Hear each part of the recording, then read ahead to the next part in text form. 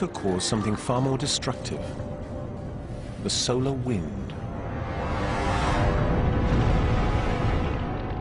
As they reach the surface, photons heat up the outer layers of the sun, sending it hurtling around the star, creating extreme turbulence and intense shock waves.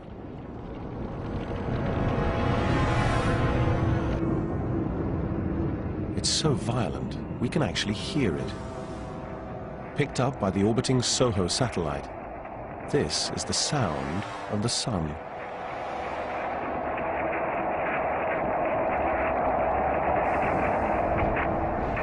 The speeding gases also generate powerful magnetic fields.